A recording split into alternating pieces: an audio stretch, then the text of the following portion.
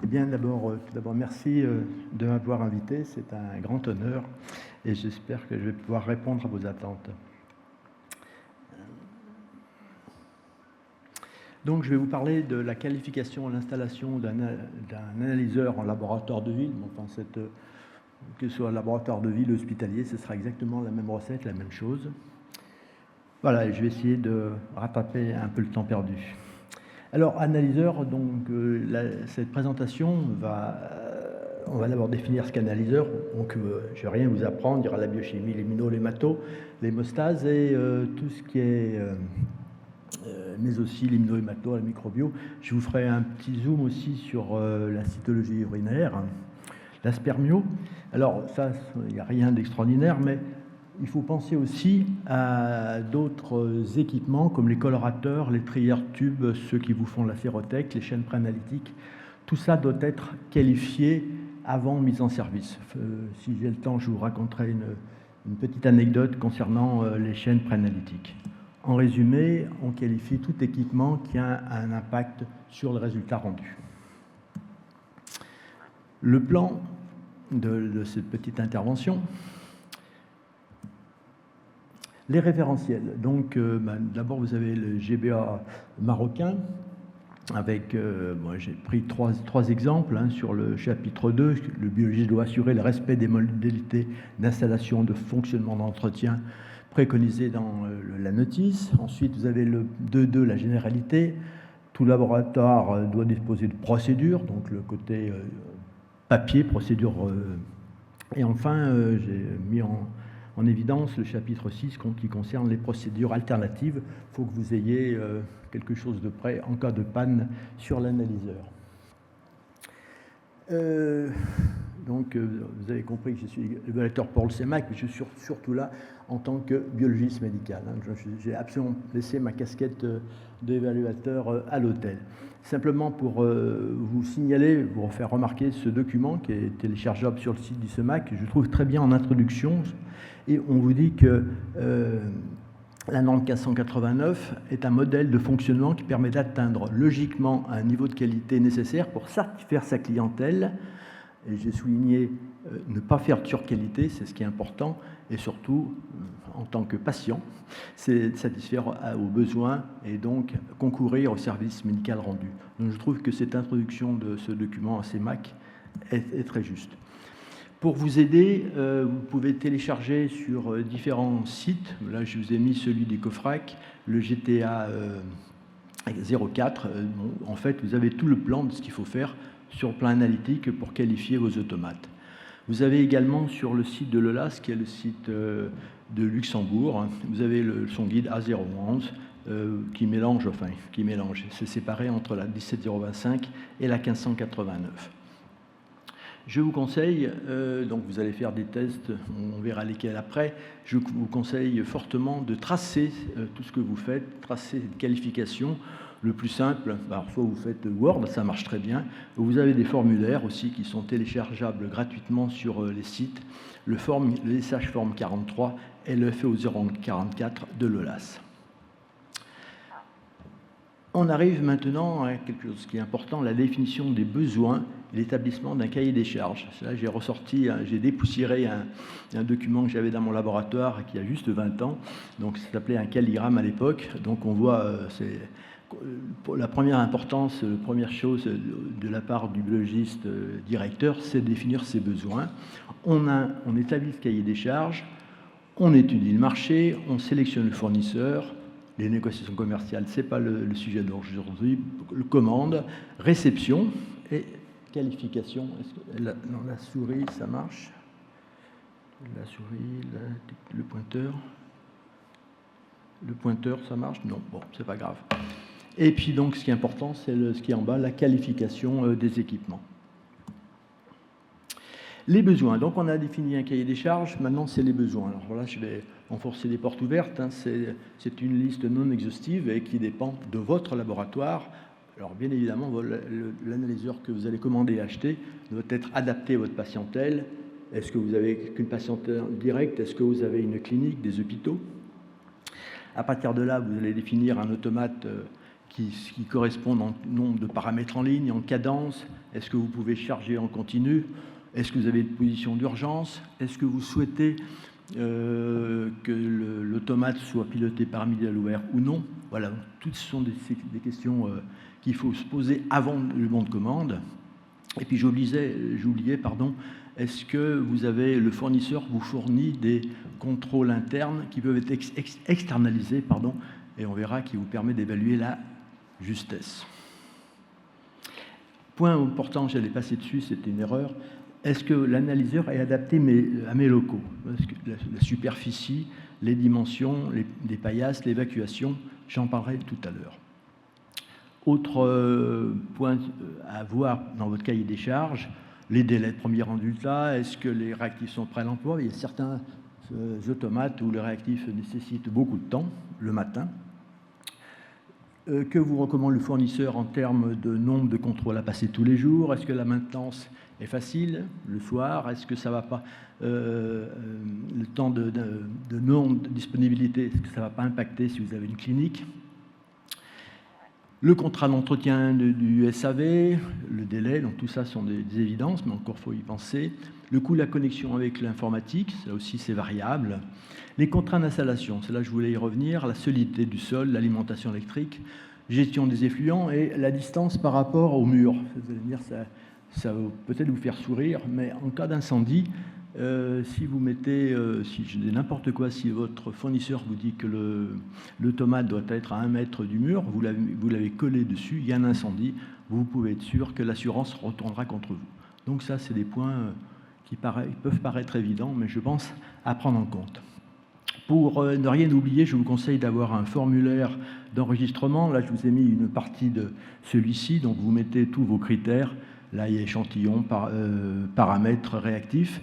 Les éléments souhaités, c'est la deuxième colonne. Et il y a la troisième colonne que je n'ai pas mise, ce sont la réponse fournisseur. Donc vous avez ce qui fait qu'après, une fois que vous avez la réponse de tous vos fournisseurs, vous pourrez faire choisir en toute quiétude. Ensuite, il arrive la période de planification. Il y a 2 étapes. Là aussi, je vous conseille de faire une checklist, comme ça vous évitera d'oublier des choses. Les commandes de réactifs. Pourquoi commander le réactif avec les références? Puisque en amont de la réception de l'automate, vous devrez paramétrer votre logiciel de stock et surtout les paramètres des analyses dans votre informatique centrale. Ça, c'est un point très important, j'y reviendrai. Vérification des conditions environnementales, température, etc. Vous allez en profiter pour planifier les formations, voir avec le fournisseur s'il s'occupera ou pas de ces formations. Vous réfléchirez pour renommer votre référente ou votre référente au laboratoire. Les conditions préanalytiques aussi peuvent varier selon les automates et c'est un point important parce que le cas échéant, il faudra modifier votre livret de prélèvement. Et voilà, on arrive au point le plus important, ce sont les critères de performance. Donc on va le voir après, c'est à vous de définir vos objectifs analytiques et en tout cas pas aux fournisseurs. Ça, j'insiste lourdement là-dessus. Ce fournisseur, donc ces critères de performance, on les retrouvera dans les études bibliographiques et on verra l'analyse de risque avec un 5M, on verra un focus tout à l'heure, et la programmation de la réalisation des tests sur site. La phase de vérification sur site, c'est la livraison, c'est les tests de vérification, on verra tout à l'heure. Si vous avez un automate, si c'est un deuxième automate, il va falloir faire une comparaison, ça c'est fondamental. Et puis, vous allez avoir beaucoup de données, et donc il vous faudra compiler tout ça. Alors, vous avez certaines informations centrales qui vous permettent, vous avez Excel aussi, ou vous avez aussi des logiciels dédiés comme le logiciel Plever. Il faudra vérifier votre informatique, les connexions, le contenu des comptes rendus, et en tout cas, il faudra conclure, et cette conclusion sur l'aptitude ou non de votre automate doit être antérieure à la phase de production. Bibliographie, ce sont les fiches fournisseurs. Bien évidemment, elles sont très importantes, il faut les lire très minutieusement parce qu'il y a des recommandations et des impératifs qu'il ne faut pas louper. Vous avez également des études indépendantes, toute votre bibliographie, des comptes rendus de conférences, comme celle d'aujourd'hui par exemple. les journées de biologie clinique, vous en avez plusieurs. Et enfin, pas enfin, et également des recommandations disponibles sur le site de Wasteguard et le FLM. On en parlera tout à l'heure. Je vous ai dit que je ferais un focus également sur l'analyse des risques. Alors au départ, on se dit l'analyse des risques, c'est quelque chose qui est un peu pénible, on se demande à quoi ça sert. Et je vais essayer de vous montrer que c'est un véritable outil qui va vous faire gagner du temps et de l'argent. Pour quantifier, comment dirais-je, pour évaluer les points qui sont les plus importants, donc vous allez faire un index de criticité qui va pouvoir vous permettre de cibler ce qu'il faut faire en priorité. Et donc pour cela, vous avez le fameux index de criticité, vous multipliez l'occurrence par la gravité par la détection. Si je prends l'exemple rare, modéré et facile, 2 fois 2, 4, 4 fois 2, 8, je pense que vous me suivez jusque-là. Et à partir de là, donc, ça vous permet de lister les points importants à évaluer.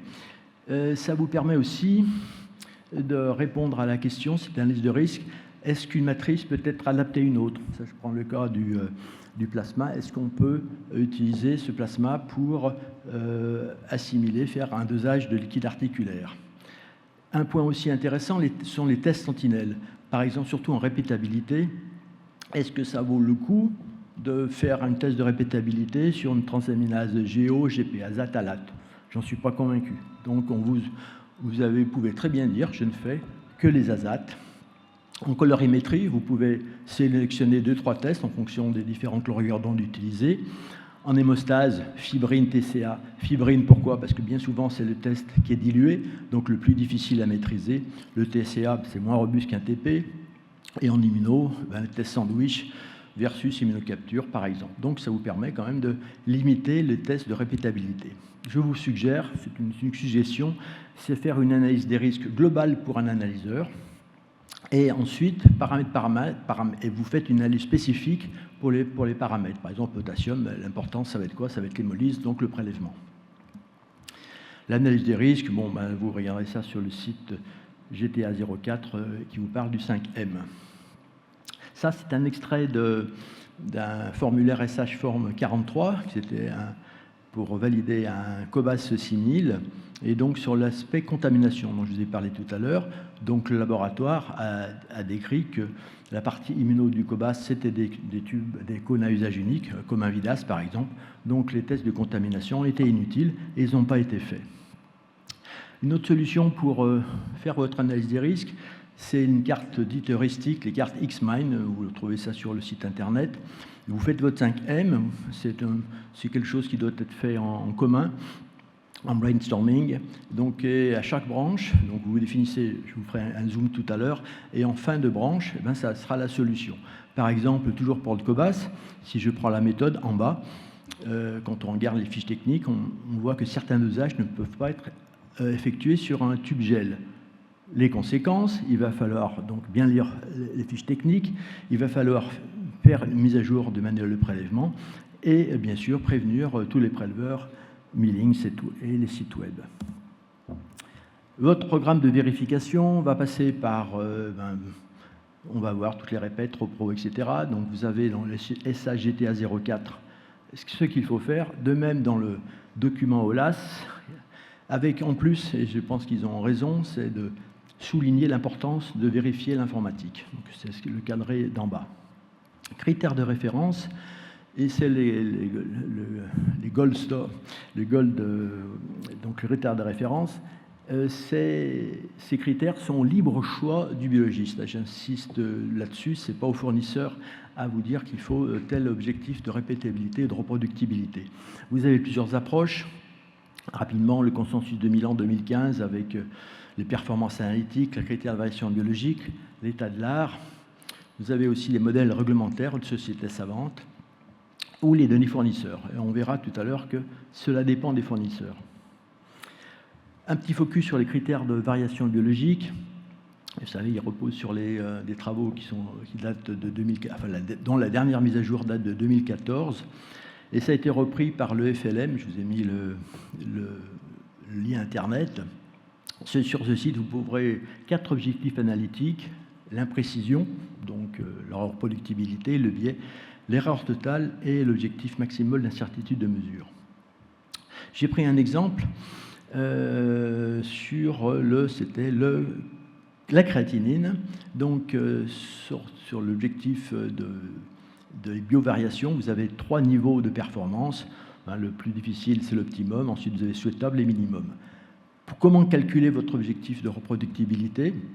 Eh bien, donc, en allant sur biological variation, vous tapez le paramètre choisi et vous avez le coefficient de variation intrasujet, qui en l'occurrence est de 4,4 pour la créatinine, c'est ce qui est encadré.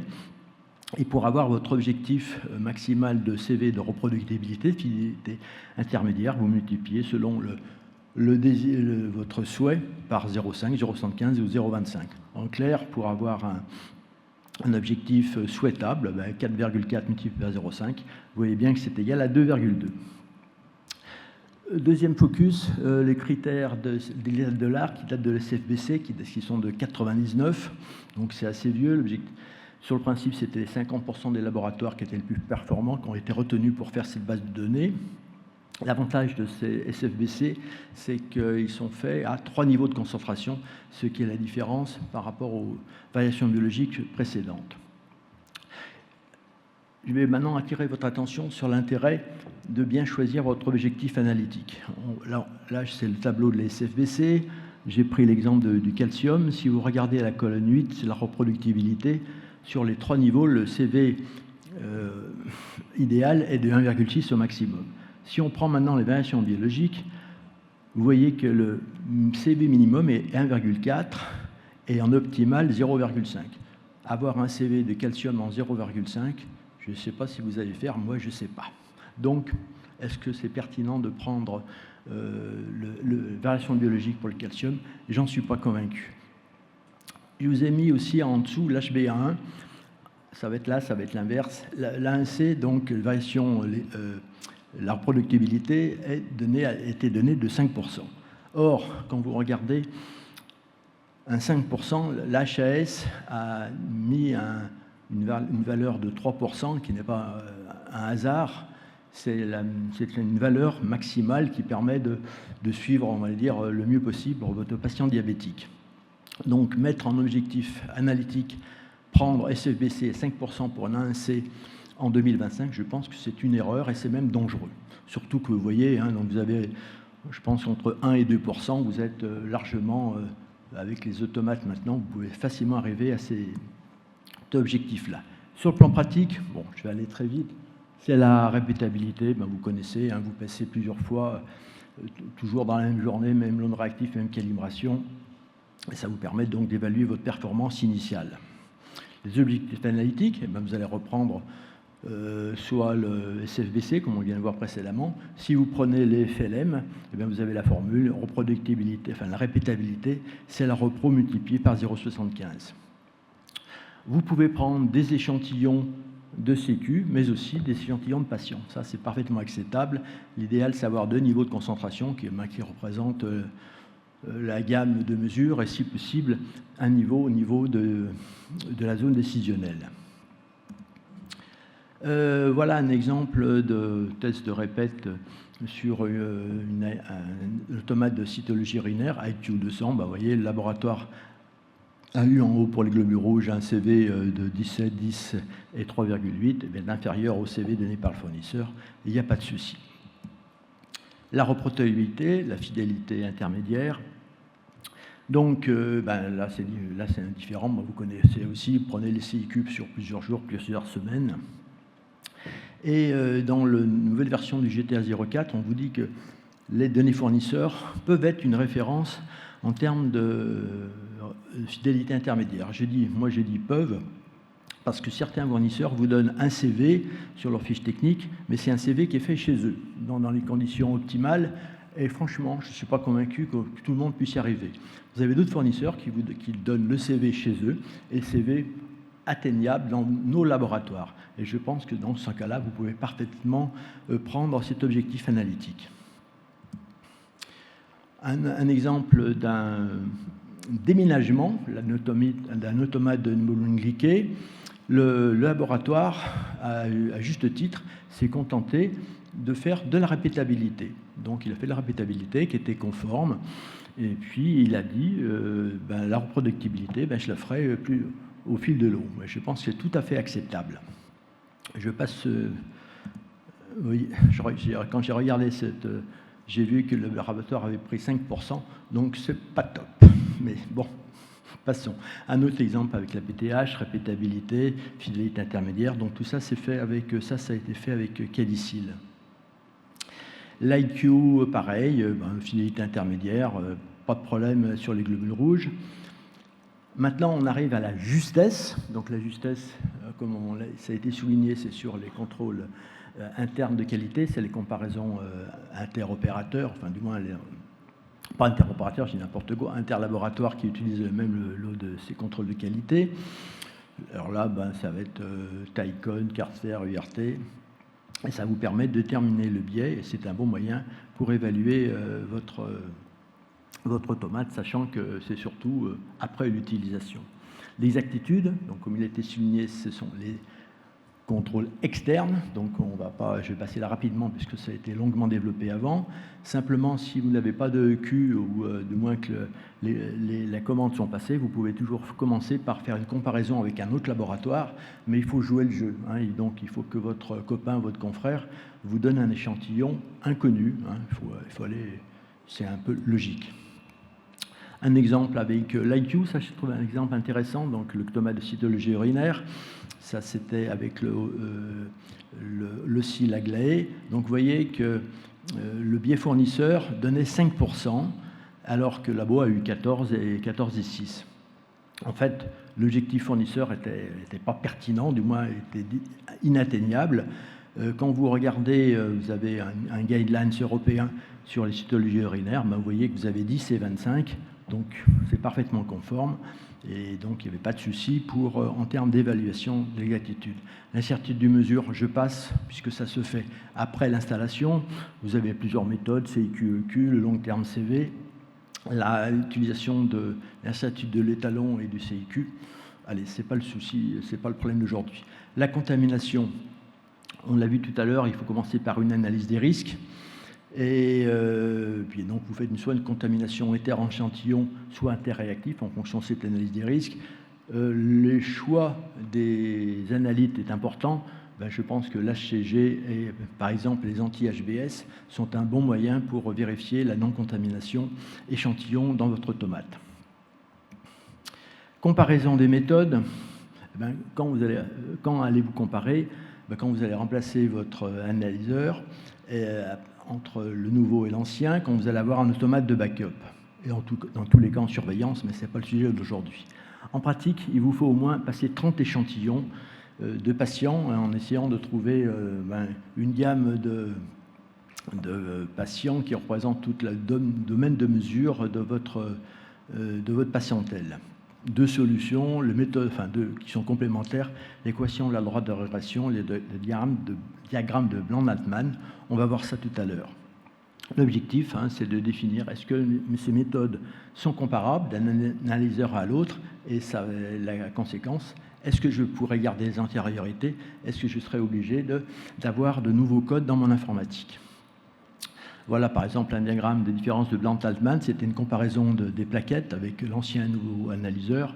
Donc vous mettez le résultat d'un côté de l'analyseur 1, le 2, vous faites la différence, vous faites la moyenne et vous mettez sur un diagramme les couples de points, ça vous permet de voir la distribution.